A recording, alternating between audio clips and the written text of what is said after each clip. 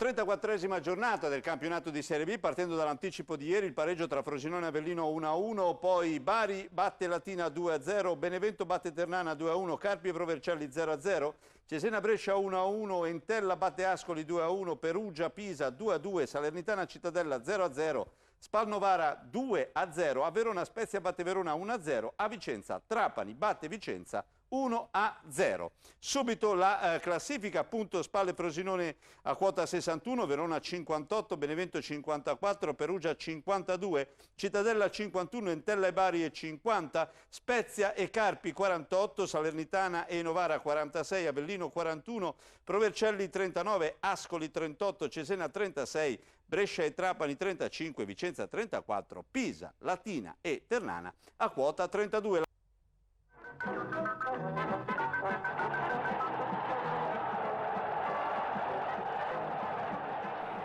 Allo Stadio Menti sfida a salvezza tra Vicenza e Trapani, entrambe in zona play-out con i biancorossi in vantaggio di 2 punti sui siciliani. 4-3-1-2 il modulo scelto da entrambi gli allenatori, Bisoli dei Veneti padroni di casa e Calori degli ospiti. L'arbitro è Pasqua di Tivoli. Prolungata la fase iniziale di studio, il primo tentativo è del vicentino Ebago al 19esimo, ma il suo colpo di testa finisce fuori misura. Al 24esimo rischiano i biancorossi, impreciso retropassaggio di Esposito, si inserisce Giallo ma il portiere Vigorito si salva, dura botta per lui. Alla mezz'ora sotto la pioggia ci prova il Vicenza, palla in area, Nizzetto svirgola il rilancio e De Luca in rovesciata prova senza fortuna il tiro a sorpresa, bello il gesto tecnico di De Luca. Il finale del primo tempo del Trapani, al 38esimo Vigorito respinge il tiro di Nizzetto e poi si ripete su Kresic da distanza ravvicinata. In pieno recupero ancora il portiere bianco-rosso nega il gol, questa volta Coronado. Con le immagini montate da Flavio De Toma andiamo alla ripresa. Al nono nel Trapani esce Giallo per infortunio, al suo posto Curiale.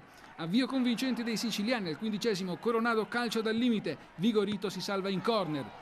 Sull'azione seguente dalla bandierina Casasola è libero in area e di testa mette la palla in gol, 1-0 per il Trapani, pesante leggerezza della difesa biancorossa. Il Vicenza produce solo una occasione al 18esimo con Signori, ma Pigliacelli para. In recupero Trapani vicino al gol con Colombatto che sotto porta sbaglia però la mira. Giocatori vicentini contestati dal proprio pubblico. Meritato il successo del Trapani, rivelatosi più concreto. Vicenza senza idee, salvato più volte da Vigorito, il migliore in campo. Veneti quindi scavalcati in classifica. Ribadisco il finale dal Menti, Vicenza 0, Trapani 1, a voi la linea.